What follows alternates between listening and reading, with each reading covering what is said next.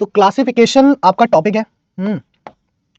और देखो, मैंने लास्ट क्लास में एक चीज आपको बताई थी कि जो एनालॉजी है और जो क्लासिफिकेशन है, ये दोनों सगे भाई, जुड़वा भाई है, बस एक दूसरे के विपरीत रहते हैं। ये ढूंढता है सिमिलैरिटी को, एक इसको ढूंढता है सिमिलैरिटी को, यानी कि ये ढूंढता है समानताओं को।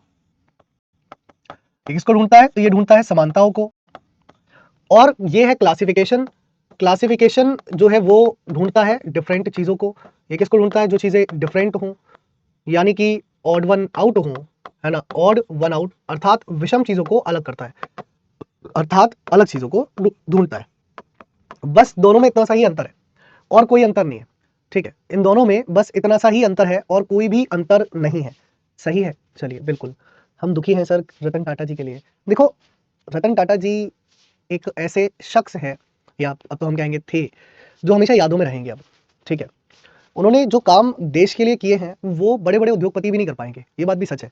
ठीक है, लेकिन ये तो प्रकृति का नियम भी है कि जो व्यक्ति इस प्रकृति पर, इस पृथ्वी पर आया है, वो एक ना एक दिन जाएगा। ठीक है, हम भी जाएंगे, आप भी जाओगे। लेकिन जब आप इस पृथ्वी पर आए हो तो बस अपनी जिंदगी में कुछ ऐसे कार्य कर जाओ कि वो कार्य जो है वो जिंदगी भर याद रखे जाए। तो अगर आपने जन्म लिया है तो कुछ ऐसा कार्य जरूर करना कि वो जिंदगी भर याद रखे जाए। समझ रहे हैं बात? बाकी तो आना और जाना ये तो प्रकृति का नियम है। तो यही चीज है। और अपने मन को कभी भी विचलित नहीं करना चाहिए, ये बात हमेशा ध्यान रखिए, क्योंकि मन अगर विचलित है तो बहुत सारी समस्याओं को सामने लेकर के आता है। तो इसलिए मन विचलित मत रखिए, बाकी सब सही है, जो है वो वही वाली बात है। चलिए, तो क्लासिफिकेशन में वर्गीकरण करना है। वर्गीकरण में समय बिल्कुल भी नहीं लूंगा, तीनों टॉपिक को बहुत ही शॉर्टेस्ट वे में, है ना, बहुत ही कम चीजों में आपको समझा दूंगा कि यार किस तरह से जो है ये तीनों चीजें आपके काम करती है। ठीक है, चलिए तो शुरू करें। वर्गीकरण तीन चीजों पे है ना, तीनों का अलग अलग है। जैसे नंबर्स का है, तो नंबर्स का जब वर्गीकरण करोगे तो आपको जो मैंने कल लिखवाया था ना, प्राथमिकता का आधार, क्या लिखवाया था कल? मैंने आपको प्राथमिकता का आधार लिखवाया था। प्राथमिकता का आधार कल भी लिखवाया था बेटा, परसों भी लिखवाया था और एक बार और भी लिखवा चुका हूं, उस पर ध्यान देना है। जब आप अल्फाबेट्स को करोगे तो थोड़ा सा अभी मैं समझा दूंगा कैसे होगा, अल्फाबेट्स वाला थोड़ा सा ट्रिकी हो जाता है इसलिए। चलिए, तो पहला क्वेश्चन आपकी स्क्रीन पर है, बताइए। ऐसा ही क्वेश्चन आपके एग्जाम में देखने को मिलेगा, है ना। तो क्वेश्चन में क्या कह रहा है? तो क्वेश्चन में क्या कह रहा है? क्वेश्चन में कह रहा है कि उसको ध्यान से देखिए। कह रहा है कि दिए गए विकल्पों में से विषम शब्द को छांटिए, मतलब इनमें से कौन सा जो है वो अलग है, इनमें से कौन सा जो है वो अलग है, वो शब्द आपको बताना है। बताओ जल्दी से।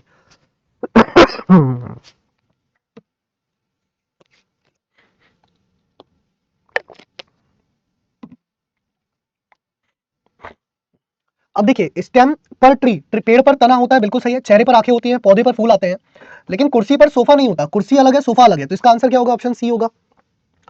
अगला क्वेश्चन नेक्स्ट है, कह रहा है कि मलेरिया जो है वो प्रोटोजोआ के कारण होता है। अच्छा, प्रोटोजोआ, ठीक है, बिल्कुल सही है। सॉरी यार, बहुत ज्यादा खांसी हुई है और क्या करूं। टाइफाइड बैक्टीरिया से होता है, बिल्कुल सही है। पोलियो जो है वो वायरस से होता है, ये भी सही है। लेकिन फंगाई जो है वो ईस्ट से नहीं होता, मतलब ईस्ट जो है वो फंगाई से नहीं होता, ये दोनों उलट जाएंगे। फॉर एग्जाम्पल अगर मैं बात करूं तो इधर डिजीज दी है, इधर डिजीज दी है और इधर कारण दिया है, एक तरीके से, है ना। तो मलेरिया जो है वो प्रोटोजोआ से होता है, मतलब जो मच्छर काटता है, मच्छर में जो पाया जाने वाला प्रोटोजोआ है वो मलेरिया का कारण बनता है। ऐसे ही टाइफाइड जो है, बैक्टीरिया जो है कारण बनता है टाइफाइड होने का। ऐसे ही वायरस जो है वो कारण बनता है पोलियो का। लेकिन फंगाई ईस्ट का अपोजिट है, फंगाई इधर होना चाहिए था, ईस्ट इधर होना चाहिए था, तब बात सही बनती। तो यहाँ पर कवक जो है और ईस्ट जो है वो अलग है, ऑप्शन बी, ठीक है।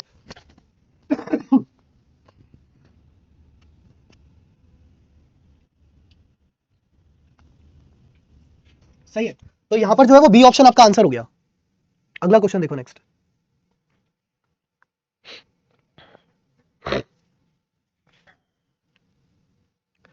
हाँ, रेस्ट ही है आज, कल क्योंकि कल कन्या पूजन है तो कल तो मैं मॉर्निंग में क्लास नहीं लूंगा, है ना। फिर सैटरडे संडे छुट्टी है, फिर तो मंडे को ही क्लास होगी, तो 3 दिन का रेस्ट मिल जाएगा। 3 दिन में तबियत भी सही हो जाएगी अपने आप से, टेंशन की कोई बात ही नहीं है। ठीक है, अब जैसे ये क्वेश्चन है, न्यूज़पेपर एडिटर, बिल्कुल ठीक है, अखबार के संपादक होते हैं। उसी प्रकार फिल्म के निर्देशक भी होते हैं और पुस्तक के लेखक होते हैं। लेकिन टिकट के टिकट संग्राहक, संग्राहक कौन होते हैं? जो टिकटों को इकट्ठा करता है, जैसे मैं हूं फॉर एग्जाम्पल, मुझे सिक्कों को इकट्ठा करने का शौक है ना, कॉइन्स को। तो ऐसे ही जिनको टिकटों को इकट्ठा करने का शौक है वो टिकट संग्राहक बनेंगे। तो ऑप्शन नंबर सी इसका राइट आंसर होगा, सी ऑप्शन इसका हो जाएगा राइट आंसर। अगला क्वेश्चन देखो नेक्स्ट है, बताओ। अगला क्वेश्चन देखो नेक्स्ट है, बताओ। अगला क्वेश्चन देखो नेक्स्ट है आपकी स्क्रीन पर, बताइए क्वेश्चन में क्या कह रहा है।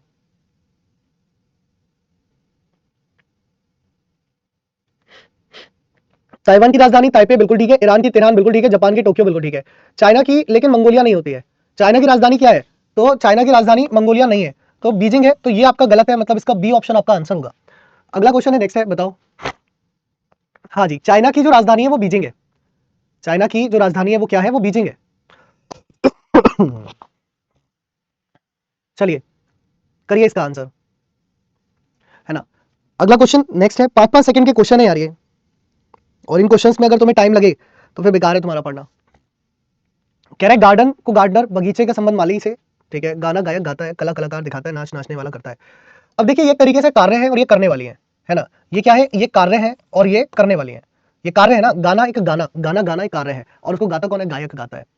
समझे नहीं आप क्वेश्चन को, गलत कर गए। आर्ट कला, कला को कलाकार करता है, डांस को डांसर करता है, गार्डन को गार्डनर नहीं करता है। गार्डनर जो होता है ना, गार्डनर का अगर रिलेशन दिया होता किससे? गार्डनिंग से, यानी कि गार्डनिंग लिखा होता। गार्डनिंग का मतलब होता है, ठीक है, यहां पर लिखा है गार्डन यानी कि बगीचा, बगीचे को देखरेख करता है माली, लेकिन जो कार्य है वो करने वाला गार्डनिंग कहलाता है। ठीक है, जो कार्य है वो गार्डनिंग कहलाता है। जैसे गायक गाना गाता है, कलाकार कला दिखाता है, नाचने वाला नाच दिखाता है। माली कोई बगीचा थोड़ी ना दिखाएगा, माली का काम बगीचे से थोड़ी ना है। माली का गार्डनिंग करता है। कार्य, कार्य क्या होता है? गार्डनिंग। कार्य करने को गार्डनिंग कहते हैं। ठीक है, समझे बात को, चीजों को समझो। ये सिंपल क्वेश्चन है और इनके आंसर अगर आप गलत दे रहे हो तो बहुत ही गलत बात है। चलो अगला क्वेश्चन नेक्स्ट है। अर्पिता योगी, बेटा पढ़ लो, है ना। क्लास में पढ़ने के लिए आई हो ना आप, या आए हो आप, जो भी हो, ठीक है, पढ़ाई करो।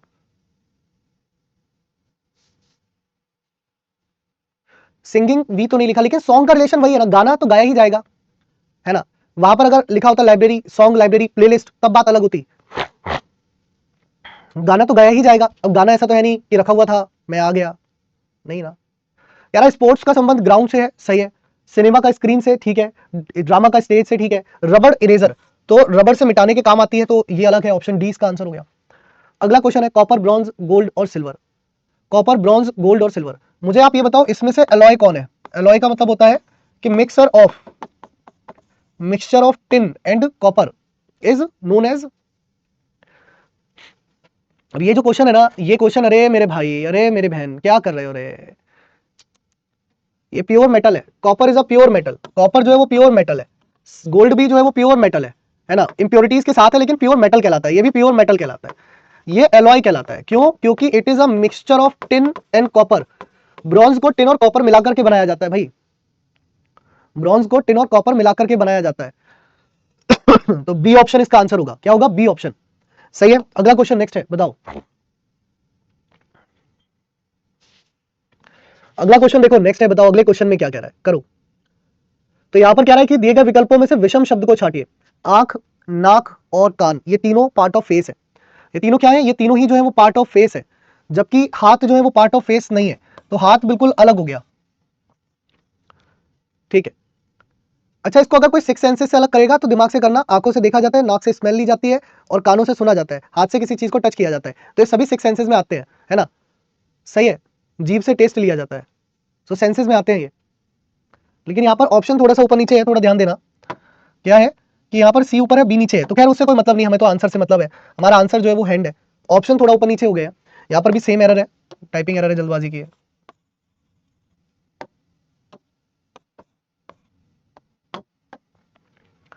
कह रहा पुस्तक, अनुच्छेद, पत्रिका और अखबार।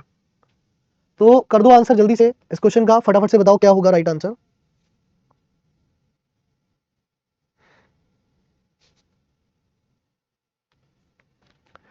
तो यहां पर अगर हम बात करें तो यहां अलग कौन हो जाएगा? यहां अलग हो जाएगा आपका आर्टिकल यानी कि अनुच्छेद। तो ऑप्शन 20 का राइट आंसर होगा। अगला क्वेश्चन है, कह रहा है कि दिए गए विकल्पों में से विषम शब्द को छांटिए। अच्छा, बुक कैसे अलग हो जाएगी यार, खुद बताओ। पुस्तक में, पत्रिका में और जो अखबार है उसमें लिखा जाता है क्या? आर्टिकल, ठीक है। पुस्तक में भी लिखा जाता है। आर्टिकल क्या होता है? मतलब पत्रिका में क्या होता है लिखा हुआ? पत्रिका में कुछ तो लिखा हुआ ही होता है ना। पुस्तक में भी लिखा हुआ होता है। आर्टिकल एक लिखने का एक मतलब, जैसे मैं अगर किसी चीज के बारे में कह रहा हूँ, वैसे वहाँ अनुच्छेद उसने हिंदी गलत कर दी, खैर फिर भी मैं, चलो हिंदी भी अगर लेता हूँ, तो अनुच्छेद के बारे में जानकारी किस में दी जाएगी? या तो पुस्तक में दी जाएगी या जर्नल में दी जाएगी। किताब कैसे अलग हो जाएगी यार? थोड़ा सा दिमाग लगा ही नहीं रहे हो, है ही नहीं क्या? तो क्योंकि ये तो बेसिक चीजें हैं, इसमें तो कोई बड़ी बात है ही नहीं। कह रहा है छोटा बड़ा, आदमी औरत, हल्का भारी, अपराध और दोष लगाना। तो कोई भी अपराधी है उस पर अगर दोष लगा रहे हो तो वो तो सिनोनिम हो गए ना, ठीक है। बाकी सभी क्या है, बाकी सभी जो है वो एंटोनिम्स एक दूसरे के, तो ऑप्शन नंबर डी जो है इसका आंसर होगा। तो ये वाले जो क्वेश्चन है ये आपके आते हैं किसके अंदर, ये आते हैं आपके क्लासिफिकेशन के अंदर। दूसरा क्लासिफिकेशन आता है नंबर क्लासिफिकेशन, ठीक है। ये मैंने आपको कल बोला ही था कि एनालॉजी और क्लासिफिकेशन दोनों भाई है, तो एक चैप्टर अगर पढ़ लिया तो दूसरा चैप्टर अपने आप हो जाएगा, लेकिन बिना एनालॉजी के क्लासिफिकेशन नहीं होगा। अगर आपने एनालॉजी को बहुत अच्छे से पढ़ लिया है जो मैंने पढ़ाया है, तो क्लासिफिकेशन खुद हो जाएगा। एनालॉजी में मैंने एक लिखवाया था आपको प्राथमिकता का आधार, याद है, प्राथमिकता का आधार लिखवाया था, और प्राथमिकता के आधार में सबसे बड़ी प्राथमिकता जो थी वो प्राइम नंबर को थी। वो किसे थी, वो प्राइम नंबर को थी, है ना। सबसे बड़ी प्राथमिकता किसको थी, प्राइम नंबर को, देन स्क्वायर और क्यूब को, देन उसके बाद मल्टीप्लाई डिवाइड को, देन उसके बाद प्लस माइनस को, देन ऑड इवन को, देन मिसलेनियस। ये थी प्राथमिकता का आधार। तो अगर इस क्वेश्चन में मैं आपसे कहूं कि भाई कौन सा विषम है, तो अगर आप देखोगे तो आप कहोगे कि सर 2, 5 और 29 ये तीनों ग्रुप है प्राइम नंबर के, ये तीनों ग्रुप है प्राइम नंबर के, लेकिन 15 प्राइम नहीं है, 15 जो है वो अलग है, 15 जो है वो प्राइम नंबर नहीं है, तो इसलिए 15 इसका राइट आंसर होगा, है ना। जानवी गुप्ता 39 नहीं, इट्स 29, 39 तो 3 से डिवाइड होगा, ठीक है। सर 2 सम है बाकी विषम है, कितनी गलत बात है यार, है ना। नेहा द्विवेदी कितनी गलत बात है, कितना ही पढ़ा लो तुम्हें, लेकिन अरे सर पढ़ लिख करके हमें करना क्या है, आप पढ़ाओ, आप आओ, आप चले जाओ, हम अपने मन से करेंगे, आपके मन से अगर हम आंसर कर देंगे तो सिलेक्शन हो जाएगा, सिलेक्शन थोड़ी लेना, अगली बार फिर तैयारी करनी है ना। बहुत अच्छे नेहा, मतलब क्लैपिंग करो सभी लोग नेहा के लिए, क्योंकि नेहा कई बार बताने के बाद भी सुनने को राजी नहीं है, अब क्या कर सकता हूं मैं, बताओ, मेरी भी मजबूरी है भाई, मैं भी इंसानी हूं, है ना। अब ऑर्डर इवन की जो प्राथमिकता है वो सबसे आखिरी में जा रही है, अगर आप देखोगे मिसलेनियस से पहले जा रही है बस ऑड इवन की। वो कह रही है कि जी ये तो इवन है बाकी सब ऑड है, इसलिए हमारा 2 आंसर होगा। पर यहां तक ऑड इवन तक पहुंचने के लिए आपको आना तो प्राइम नंबर से होते हुए पड़ेगा, तो 2 प्राइम भी तो है, 5 प्राइम भी तो है, 29 प्राइम भी तो है, ये कौन देखेगा, इस पर कौन ध्यान देगा, जिसको सिलेक्शन चाहिए होगा वो ध्यान देगा, बात खत्म हो गई, है ना। सिंपल सी बात है, जिसको सिलेक्शन चाहिए वो ध्यान देगा, बाकी ध्यान थोड़ी देंगे, बाकी तो मौज लो जिंदगी की, जिंदगी में मौज लेने आए हो। अगला क्वेश्चन देखो नेक्स्ट है, अगला क्वेश्चन देखो नेक्स्ट है आपकी स्क्रीन पर, बताओ जल्दी से। अब बस ठीक है, अब मैंने क्लैपिंग करने के लिए कहा था, इतना नहीं कहा था जितनी तुम कर रहे हो, आ जाओ वापस से, वापस से आ जाओ इधर, ठीक है। कह रहा 4, 12, 2, 16, तो अब यहां पर अगर आप देखोगे तो 4, 12 और 16 ये ग्रुप अलग हो गया, और 2 अलग हो गया। 2 अलग क्यों हो गया, क्योंकि 2 प्राइम नंबर है, बाकी इनमें से कोई भी प्राइम नहीं है, 2 प्राइम नंबर है, बाकी इनमें से कोई भी प्राइम नहीं है, तो 2 अलग हो गया। अगला क्वेश्चन नेक्स्ट है, बताओ।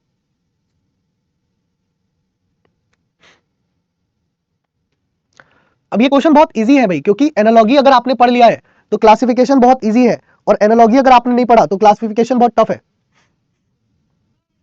ना। अगर आपने एनालॉजी पढ़ लिया तो क्लासिफिकेशन बहुत इजी है। अब जैसे इसमें से अलग बताना है कौन है, तो ये देखो 5 का स्क्वायर है, ये 7 का स्क्वायर है, ये 9 का स्क्वायर है, और ये किसका है, 8 का स्क्वायर है, लेकिन ये 4 का क्यूब भी है। अगर आप यहां ध्यान से देखोगे तो ये जो है वो 4 का क्यूब भी है। अब कोई कहेगा सर हम तो प्राइम से जाएंगे, तो 5 और 7 दोनों प्राइम नंबर है, 9 प्राइम होता नहीं है। ऑड इवन से जाओगे तो चलो इवन पे जाओगे तो भी अगर बी ऑप्शन अलग है, ए ऑप्शन अलग है, लेकिन उससे पहले अगर मैं देखूं तो ए ऑप्शन जो है वो एक ही ऐसी संख्या है जो किसी संख्या का वर्ग भी है और किसी संख्या का घन भी है, तो इसलिए ए ऑप्शन इसका आंसर होगा, क्या होगा, ए ऑप्शन जो है वो इसका करेक्ट आंसर होगा। अगला देखो नेक्स्ट है, बताओ। हाँ विषम भी है,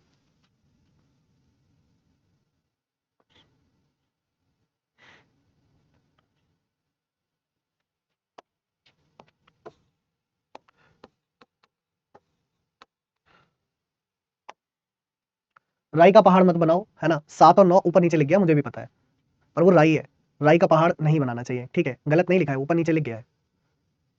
अब जैसे ये है, ये 3 का क्यूब है, ये है, ये 4 का क्यूब है, साथ में आपका 8 का स्क्वायर भी है, ये 7 का स्क्वायर है, और ये क्या है, ये जो है वो आपका 6 का क्यूब है।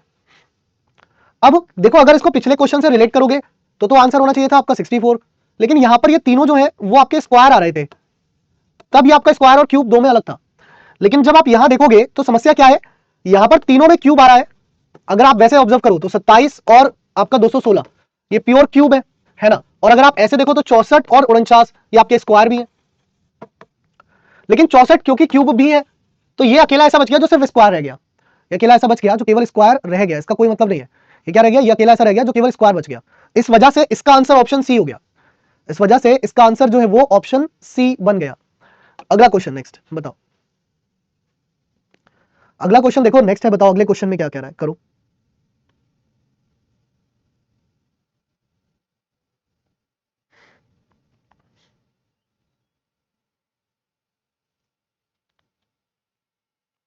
रेशो जाते हैं भाई, आपके कमेंट्स दिख रहे हैं मुझे। अगर मैं इसकी बात करूं तो ये है आपका 3 का क्यूब माइनस 3, मतलब 27 माइनस 3 इज 24। इसकी बात करोगे तो ये है 4 का cube minus 4, that is 64 minus 4 is 60। इसकी बात करोगे तो ये है 2 का क्यूब माइनस 2, यानी कि 8 माइनस 2 इज 6।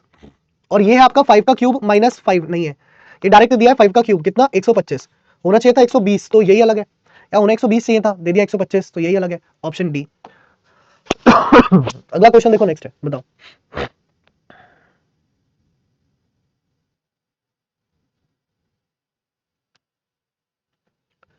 5 का 125 सही है, 5 का क्यूब दिया है, ये 6 का क्यूब दिया है, ये 4 का क्यूब दिया है, ये क्यूब नहीं है, क्यों नहीं है, क्योंकि ये क्यूब माइनस 1 दिया है, तो ऑप्शन नंबर डी इसका आंसर होगा, क्योंकि ये क्यूब माइनस 1 है। अगला क्वेश्चन नेक्स्ट, बताओ जल्दी से।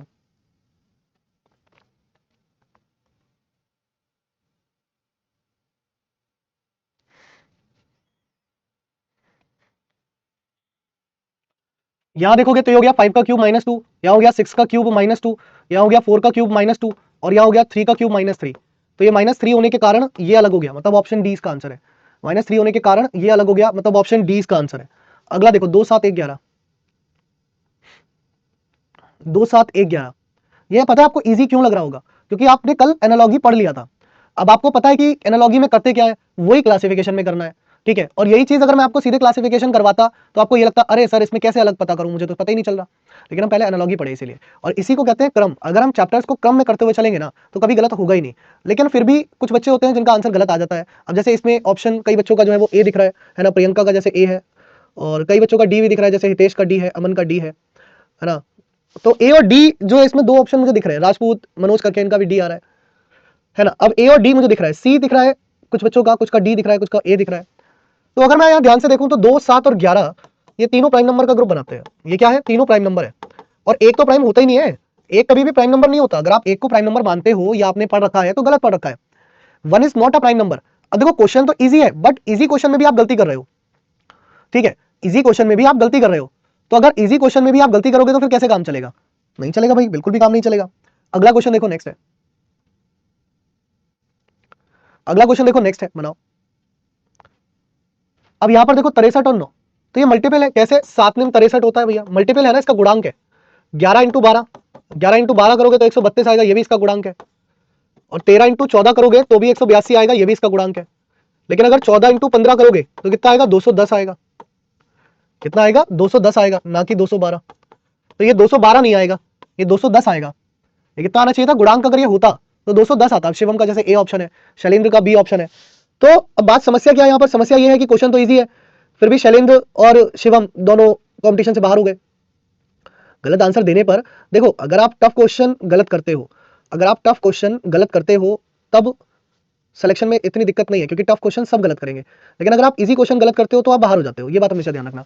अब यहाँ पर कोई कह रहा है कि यहाँ पर कोई कह रहा है कि सर इसमें हम ऑड इवन भी तो देख सकते हैं। भाई ऑड इवन देखने से पहले तो हम मल्टीप्लाई देखते हैं ना, क्या इसमें मल्टीप्लाई तो नहीं हो रही है, क्या इसमें डिवाइड तो नहीं हो रही। तो 63 को हम 9 से भाग कर सकते हैं, हो जाएगा भाग, क्या दिक्कत है ना। मल्टीप्लाई और डिवाइड चेक करते हैं ना।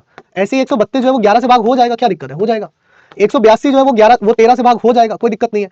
लेकिन 212 जो है वो 14 से भाग होगा क्या, नहीं होगा, होगा ही नहीं। 212 14 से भाग, तो आपको तो ये चेक करना है कि इसमें कोई भाग हो सकता है क्या, नहीं चेक करो गुणा, भाई गुणा नहीं आ रही समझ में मत करो। लेकिन जब आप प्रैक्टिस करने लगोगे तो आपको मल्टीपल अपने आप दिखने लगेंगे। ये ऐसा नहीं है कि एक दिन का गेम है, एक साल का भी गेम नहीं है, ये है प्रैक्टिस का गेम, बहुत ज्यादा प्रैक्टिस का गेम। आपको नंबर्स की अगले संख्या से मल्टीप्लाई अपने आप समझ में आने लगेगी। आप कभी भी देखोगे ना 17 इंटू 18, आपको क्वेश्चन में दिख जाएगा कि यहाँ पर हो क्या रहा है, अच्छा यहाँ ये वैल्यू आएगी, ओहो, तो वो वैल्यू जो है वो अपने आप हो जाएगी। मैंने मल्टीप्लाई लिखी नहीं रहा, लो हटा दिया मैंने मल्टीप्लाई, सर लो हटा दिया, है ना। ये इसका गुणांक है, ये इसका गुणांक है, ये इसका है, ये ही नहीं, ये इससे भाग नहीं होगा, ठीक है, ये इससे भाग नहीं होगा। 63 से 9 से भाग करोगे 7 में 63, 11 से करोगे 11 कम 11, और ये इधर गया तो 11 दूनी 22, 13 कम 13 और 13 चौका 52, 14 कम 14, 7 बचे 72, डिवाइड नहीं होगा 14 से, तो ये डिवाइड नहीं हुआ बस, ठीक है। आप ऐसे ना पकड़ो, ऐसे पकड़ लो। गुणांक दिख रहा है ना साक्षी सिंह भदौरिया, 9 इंटू 7 में कर ही नहीं रहा, मैं तो गुणांक देख रहा हूं, मैं तो उसके गुणांक देख रहा हूं। गुणांक शब्द का मतलब समझते हो, मल्टीपल, किसी चीज का कोई मल्टीपल होता है, ठीक है। लेकिन गुरुजी ए में भी अंतर है, चरण स्पर्श करूंगा मैं आपके सर आकर के। अगर ए में अंतर है तो डी क्या है भाई, इसका मतलब डी डिवाइड हो सकता है।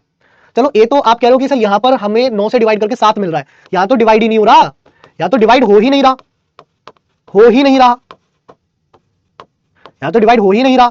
अब एक बात बताओ, एक चीज जो डिवाइड हो सकती है और एक चीज जो डिवाइड नहीं हो सकती वो ज्यादा सिमिलरिटी रखेगी? ये तीनों डिवाइड हो सकते हैं और ये नहीं हो सकता, तो सिमिलरिटी कौन रखेगा, ये या फिर ये? आप बताओ। इसका नन ऑफ दीज होगा आंसर। ऑप्शन दिया none of these, Manoj Kumar Singh ji. एक काम करना, एक पत्थर उठाना जब आप पेपर दे रहे हो और स्क्रीन पर मारना जोर से पट देनी, और वहां पर एक ऑप्शन ऐड कर देना नन ऑफ दीज, क्योंकि बिना तोड़े तो ऐड कर नहीं पाओगे सर। सही है, अगले नंबर से गुणा करना ही नहीं है। मैं कब कह रहा हूं अगले नंबर से गुणा करनी है भाई? मैं शब्द का यूज कर रहा हूं मल्टीपल। मल्टीपल का मतलब होता है गुणांक। मैं शब्द यूज कर रहा हूं मल्टीपल। मल्टीपल का मतलब होता है गुणांक। मैंने नहीं कहा अगले नंबर से गुणा हो रही है, मैंने कहा गुणांक है इसके। 9 का गुणांक है 63, 11 का गुणांक है 132, 13 का गुणांक है 182, पर 14 का गुणांक नहीं है 212।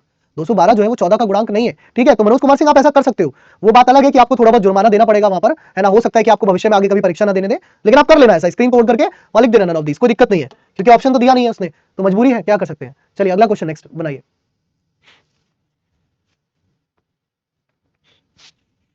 अगला क्वेश्चन देखिए, नेक्स्ट बताइए।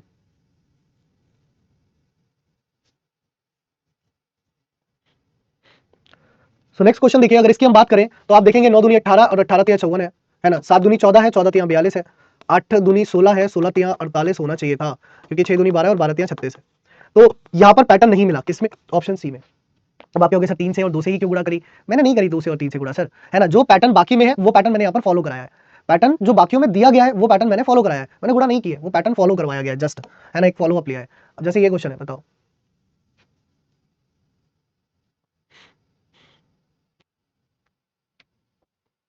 जैसे ये क्वेश्चन है, बताओ। अब यहाँ देखो 13 तिया 39 और 13 पंजे 65, है ना। 19 तिया 57 और 19 पंजे 95, 23 तिया 69 और 23 पंजे होता है 115, 17 तिया 51 और 17 पंजे 85। तो यहाँ पर भी अगेन ऑप्शन सी अलग है। क्या अलग है? ऑप्शन सी अलग है, ठीक है।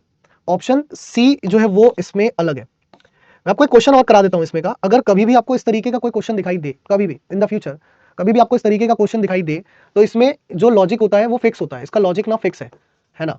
कहीं कहीं एक्सेप्शंस होते हैं ना, जैसे यहाँ पर मल्टीप्लाई डिवाइड ये सब नहीं लगाना होता, इसका एक्सेप्शन है, इसका लॉजिक फिक्स है। आप इसमें ऐड करोगे हमेशा 5 + 3 + 4 + 2 ऐड कर दो, 5 और 3 8, 8 और 4 12, 12 और 2 14, इसको ऐड कर दो तो 4 + 6 + 2 + 9, तो ये हो गया कितना? 21। इसको ऐड कर दो, कितना हो गया? 1 + 9 + 6 + 5, ये भी कितना हो गया? 21। इसको ऐड कर दो, कितना? 5 + 3 + 4 + 4, ये भी कितना हो गया? 16। तो यहां पर इसका सम इसके बराबर नहीं आया, इसलिए ये अलग है, और ये फिक्स पैटर्न है इसका, याद रखिएगा। ये इसका जो है ना फिक्स पैटर्न है, ये कभी बदलता नहीं है, मतलब ये हमेशा फिक्स पैटर्न है। अगर कभी क्वेश्चन इस तरीके का आएगा तो आप इस तरीके से इसका आंसर दोगे, मतलब फिर आपके पास कोई और ऑप्शन नहीं होगा। सही है, चलिए अगला एक क्वेश्चन है, नेक्स्ट बताओ।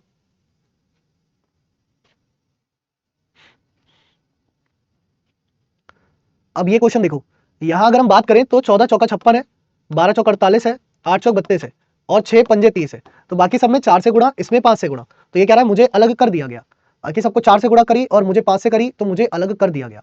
हाँ जी, इस क्वेश्चन में अगर आप डिवाइड करके चेक करोगे तो डिवाइड हो जाएगा, एक ऑप्शन ऐसा आएगा जो डिवाइड हो जाएगा, ठीक है। बट मैंने यहां पर क्या लिखा, जब भी इस तरीके का क्वेश्चन आए, जब भी स्टार बना करके लिख लो इस बात को, तो ये एक्सेप्शन है। कई कई एक्सेप्शन होते हैं ना, जैसे केमिस्ट्री में एक्सेप्शन होते हैं, तो यहाँ रीजनिंग में भी एक्सेप्शन है। या एक्सेप्शन है कि इसका लॉजिक हमेशा फिक्स है। अगर इस तरीके का क्वेश्चन होगा तो आपको यही लॉजिक लगाना है, आपको कोई लॉजिक सोचना ही नहीं है, ये फिक्स है। या डिवाइड हो जाएगा एक ऑप्शन, शायद ये वाला ऑप्शन डिवाइड हो जाएगा, बाकी तीनों नहीं होंगे, कुछ ऐसा है इसका। सही है, चलो। तो इसके बाद अगर हम बात करें तो इसके बाद जो बात आती है वो आती है अल्फाबेट एनालॉजी के ऊपर। किस पर आती है? वो बात आती है अल्फाबेट एनालॉजी के ऊपर। अल्फाबेट एनालॉजी का जो कॉन्सेप्ट है, मैं आपको पहले कॉन्सेप्ट समझा दूं कि अल्फाबेट एनालॉजी का कॉन्सेप्ट थोड़ा सा बाकियों से डिफरेंट है, क्योंकि अल्फाबेट क्लासिफिकेशन, सॉरी, जो बाकी दोनों आसान थे तो ये थोड़ा सा कॉम्प्लिकेटेड है। कॉम्प्लिकेटेड क्या है? इसमें भी ऑर्डर ऑफ प्रायोरिटी आ जाएगी। अब कल जब आप पढ़ रहे थे तब ऑर्डर ऑफ प्रायोरिटी नाम की कोई चीज नहीं थी, लेकिन यहां पर अब ऑर्डर ऑफ प्रायोरिटी आ जाएगी कि मान लो एक ऑप्शन ऐसा आ जाए जिसमें 4 चीजें हों, तो उसमें से कौन सा अलग है। मैं अर्पिता योगी करके जो भी है, ये अर्पित योगी, अर्पिता योगी, क्लास के बाद आपके परमानेंट कमेंट ऑफ करा दूंगा, परेशान मत हो बेटा। मैं जिंदगी में किसी को भी नहीं चाहता कि परेशानी हो, तो कोई बच्चा परेशान हो मैं नहीं चाहूंगा। आप क्यों परेशान हो रहे हो अर्पित योगी या अर्पिता योगी? इतना परेशान होना नहीं चाहिए जिंदगी में, रिलैक्स रहना चाहिए। सो मैं आपके परमानेंट ऑफ करा दूंगा, सो आप रिलैक्स रहोगे, मस्त आराम से जिंदगी जीना, कोई दिक्कत नहीं है, पढ़ना फिर आराम से। तो परेशान मत हुआ करो यार, आप लोग मुझे बता दिया करो क्या दिक्कत है आपकी, है ना। दूसरे बताएं आपकी दिक्कत, तो अच्छा थोड़ी लगता है। आप मुझे स्वयं बता दो, अर्पिता या अर्पित जो भी आपका नाम है, कि सर मैं चाहता ही नहीं हूं कि मैं कमेंट कर पाऊं कभी भी। अब दूसरे बता रहे हो तो कितना बुरा लगता है किसी दूसरे से तुम्हारी शिकायत आए। तुम एलकेजी क्लास में पढ़ रहे हो कि दूसरा बच्चा तुम्हारी शिकायत कर रहा है ना। दूसरा बच्चा शिकायत करे तुम्हारी अच्छा लगेगा? एलकेजी में पढ़ते हो, नहीं ना। तुम स्वयं बता दो कि सर मैं नहीं चाहता कि मैं क्लास में कभी भी कमेंट करूं, आप मुझे ब्लॉक कर दो परमानेंट, तो मैं क्लास के बाद करवा दूंगा। अभी मैं क्लास के बीच में से जाना इसलिए नहीं चाहता क्योंकि मैं जस्ट बाहर जाऊंगा ना तो वो 2-3 मिनट खराब हो जाएंगे, फ्लो टूट जाएगा, समझे आप।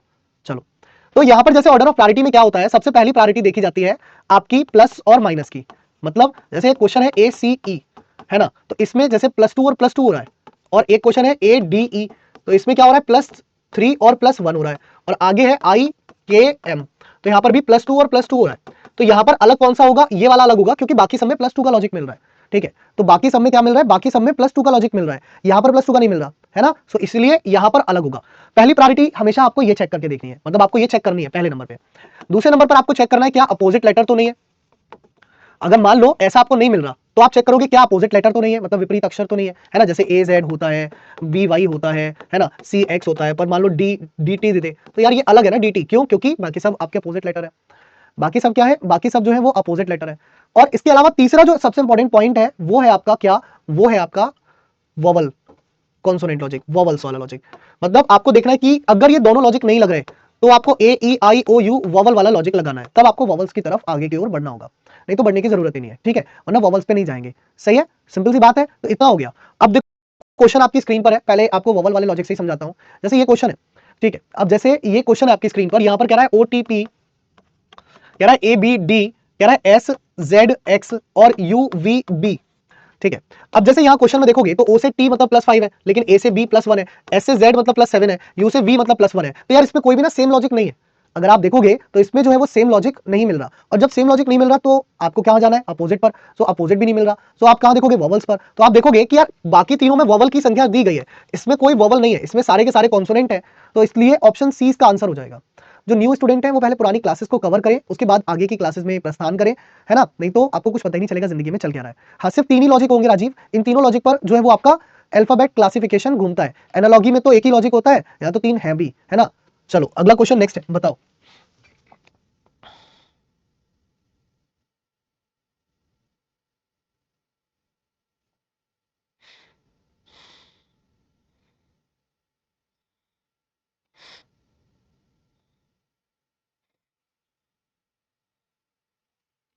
अब जैसे कह रहा है FAAOFF ATTIFF, प्लस माइनस का तो इसमें कोई लॉजिक ही नहीं है, कॉन्सोनेंट से भी नहीं होगा ये, क्यों नहीं होगा, क्योंकि सब में वोवल है। लेकिन यहां पर अगर आप देखोगे तो आपको यहां पर 2 वोवल्स दे रहा है, यहाँ कितने दे रहा है, 2 वोवल्स दे रहा है, बाकी में नहीं है। सो आपका आंसर हो जाएगा ऑप्शन ए। सो आपका आंसर क्या हो जाएगा, आपका आंसर हो जाएगा ऑप्शन ए, है ना। अगला क्वेश्चन देखो नेक्स्ट है। सबसे पहले BYX दिया है, उसके बाद LPO दिया है, फिर उसके बाद EVU दिया है, और FUT दिया है। अब आप एक चीज जानते हो क्या, कि इसमें माइनस वाला लॉजिक तो नहीं लग रहा है, लेकिन BY अपोजिट होता है, EV अपोजिट होता है, FU अपोजिट होता है, उसके बाद V से U -1, Y से X -1 और U से T -1। लेकिन L और P अपोजिट नहीं होता, यहां पर अपोजिट कौन है, L और O अपोजिट है, और P से -1 तो ठीक है, लेकिन O इधर होना चाहिए था जो कि नहीं है, O इधर होना चाहिए था जो कि नहीं है। तो यहां पर आंसर क्या बना, LPO अलग हो गया। क्या हो गया, LPO अलग हो गया। यहां पर वोवल वाला लॉजिक क्यों नहीं लगाया, क्योंकि मैंने कहा सबसे पहले आप देखोगे प्लस और माइनस का अंतर, जब प्लस और माइनस का अंतर नहीं मिलेगा तब आप देखोगे अपोजिट का अंतर, फिर अपोजिट भी नहीं मिलेगा तब आप देखोगे वोवल्स वाला लॉजिक, लेकिन यहां तो मिल रहा है ना अपोजिट, तो बात खत्म हो गई। सो आपका आंसर क्या हो गया, आपका आंसर हो गया LPO, that is option B, ठीक है। सो ऑप्शन बी जो है वो इसका करेक्ट आंसर बन गया।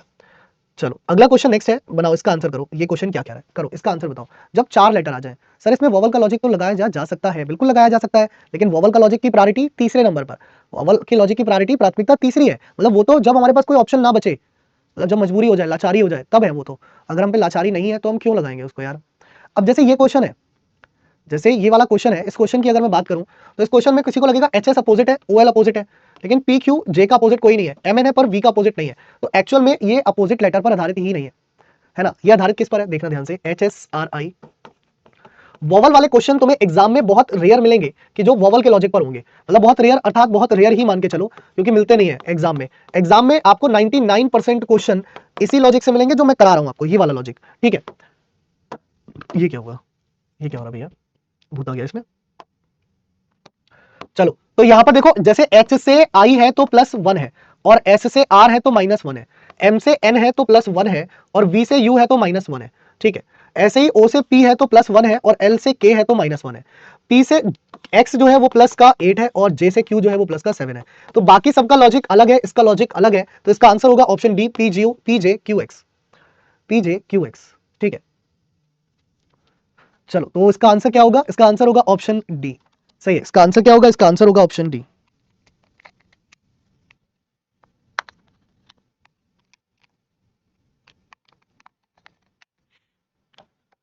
सही बात। चलो अगला क्वेश्चन देखो, नेक्स्ट है, बनाओ।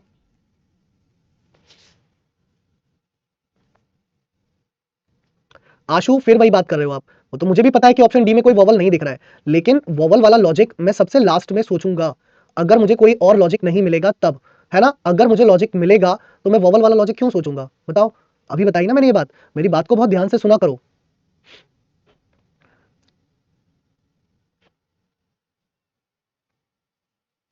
अब जैसे यहां पर कह रहा है वाई डी डब्ल्यू बी, उसके बाद कह रहा है टी के आर आई, उसके बाद कह रहा है क्यू एन ओ एम, उसके बाद कह रहा है एच एल एफ जे। अगर आप देखोगे वाई से बी गया, वैसे तो अपोजिट भी है ना, लेकिन वाई से बी गया तो प्लस का 3 है, टी से आई गया तो प्लस का बहुत अलग है, एच से जे गया तो प्लस का 2 है, और क्यू से एम गया तो माइनस का 4 है, यानी कि ये तो तरीका नहीं है। फिर दूसरा अपोजिट लेटर भी नहीं है, अगर आप ध्यान से देखो कि अपोजिट लेटर भी नहीं है ना। चलो दूसरा देखते हैं, जैसे यहां पर आपने देखा वाई से डी, भाई ये तो तरीका नहीं मिला। दूसरा देखते हैं, वाई से डी गया तो प्लस का कितना है, प्लस का 5 है, टी से के गया तो माइनस का 9 है, एच से एल गया तो प्लस का 4 है, तो ये भी अलग है, यानी कि ये तरीका भी नहीं है। मतलब प्लस माइनस वाला तरीका तो इसमें नहीं है, प्लस माइनस वाला तरीका तो इसमें नहीं है। कहां पर हो रहा है माइनस टू बताओ। हो रहा है, पता है कैसे हो रहा है, देखो मैं दिखाता हूं। हो रहा है, पता है कैसे हो रहा है, देखो मैं दिखाता हूं। यही तो मैं चाह रहा हूं आप लोग दिमाग लगाओ, अगर नहीं लगाओगे तो फिर एग्जाम में बताने थोड़ी ना आऊंगा मैं। जैसे एच से एफ देखोगे तो -2 है, और एल से जे देखोगे तो -2 है, टी से आर देखोगे तो -2 है, और के से आई देखोगे तो -2 है, ठीक है। क्यू से ओ देखोगे तो -2 है, और एन से एम देखोगे तो -1 है, वाई से डब्ल्यू देखोगे तो -2 है, और डी से बी देखोगे तो -2 है। सब में -2 है, इसको छोड़ करके इसमें -1 है, इसमें -1 है, ठीक है। अब तुम अगर ये लॉजिक नहीं ढूंढते तो तुम पता है आंसर क्या टिक करते, तो तुम आंसर टिक करके आते ऑप्शन नंबर डी, कि इसमें कोई वॉवल नहीं है। बट बेटा इसमें भी कोई वॉवल नहीं है, इसमें और इसमें वॉवल है, बट इसमें और इसमें कोई वॉवल है ही नहीं। हृदयांश शर्मा, मैं समझ गया था आपका जो लास्ट वो कहते हैं ना अंतिम हथियार जो है ब्रह्मास्त्र, वो यही है कि आप वॉवल देखोगे, लेकिन वॉवल 2 ऑप्शन में नहीं है। स्वर जो है वो ए ऑप्शन में भी स्वर नहीं दिए गए और डी में भी नहीं दिए गए, तो हृदयांश कैसे आप डी ऑप्शन टिक कराते। श्रद्धा तिवारी, ख्वाहिश सिंह, ख्वाहिश गलत ख्वाहिशों में जी रही हो, है ना। तो इन पर ध्यान देना पड़ेगा बच्चे, ये पॉइंट है छोटे छोटे, अगर नहीं ध्यान दोगे तो गड़बड़ हो जाएगी। चलो एक और क्वेश्चन देखो, नेक्स्ट है, बताओ। अब जैसे ये है O U S F P I G S T E P J और एक्सएल पी ए। अब यहां पर देखो डायरेक्ट वाला तो प्लस माइनस तो है नहीं, है ना, लेकिन अगर हम यहां देखें टी से पी तो माइनस का 4 है, ओ से एस देखोगे तो प्लस का 4 है, पी से जी देखोगे तो भी नहीं है, ये डायरेक्ट तो नहीं है ना। मतलब अगर यहां पर देखोगे तो आपका +5 है, लेकिन यहां पर नहीं है, यहां पर +6 है, सॉरी, लेकिन यहां पर नहीं है और यहां पर भी नहीं है, तो यानी कि ये भी नहीं है डायरेक्ट लॉजिक। अब डायरेक्ट लॉजिक इसका ये भी नहीं है, सही है। सर पिंटॉम वेल्थ G19 ग्रुप में ऐड कैसे होना है, यार ये तो मुझे भी नहीं पता भाई G19 ग्रुप में ऐड कैसे होना है, क्योंकि G19 के बारे में मुझे कोई जानकारी नहीं है दोस्त, ठीक। तो यहां पर अलग कौन सा हो जाएगा, A option. The reason is इसमें डबल वॉवल है, बाकी और कोई लॉजिक इसमें लगेगा ही नहीं, पता है आपको, इसमें ये वाला लॉजिक लगेगा, बाकी और कोई लॉजिक नहीं लगेगा इसमें।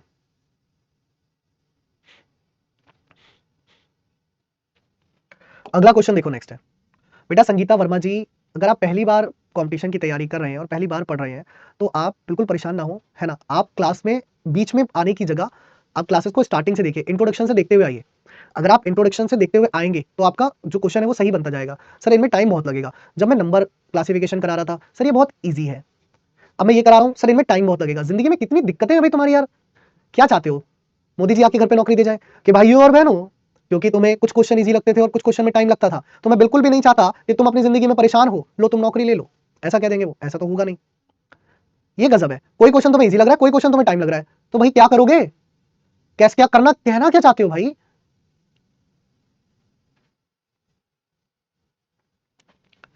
कोई क्वेश्चन इन्हें इजी लगता है, कोई क्वेश्चन में इन्हें टाइम लगता है, अब बताओ सर क्या करें, गजब प्राणी है यार,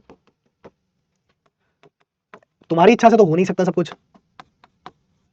अब जैसे ये क्वेश्चन है, इसकी अगर बात करोगे तो जे से आई -1 और ये भी -1, ये भी -1, ओ से पी +1 है, ठीक है, पी से एन -1 -2 है और ये -1 है, एस से आर -1 -1 -1, ये -1 -1 -1, ये ऐसा नहीं हो रहा, तो ये आपका अलग है, ऑप्शन बी इसका आंसर होगा। क्या होगा, बी ऑप्शन इसका आंसर होगा। तो इसमें अपोजिट है ही कहां मन, इसमें अपोजिट जो है वो है ही नहीं, इसमें तो डायरेक्ट लॉजिक है यार। जो अश्नीर ग्रोवर वाली आत्मा है ना वो मेरे अंदर आ जाती है कभी कभी, क्या बड़े ही दोगले हो यार, कभी तुम्हें इजी लगता है, कभी तुम्हें टफ लगता है, आखिर करना क्या चाहते हो जिंदगी में। चलो भैया देखो, बाकी समस्या ये नहीं है कि करना क्या है, समस्या ये है कि हम प्रैक्टिस कितनी करते हैं। क्योंकि टॉपिक को, कोई भी टॉपिक हो, मैं एक टॉपिक की 10 क्लास ले लूं उससे कोई फायदा नहीं है, तुम्हें कुछ नहीं होने का उससे।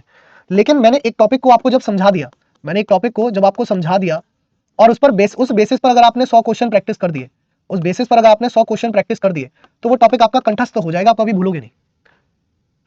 वो टॉपिक जो है वो आपका कंठस्थ हो जाएगा, वो आप कभी भूलोगे नहीं, मतलब वो दिमाग में सेट हो जाएगा। और दिमाग में अगर कोई भी चीज सेट करनी है, ठीक है, तो आपको प्रैक्टिस तो करनी पड़ेगी, मेहनत तो करनी पड़ेगी।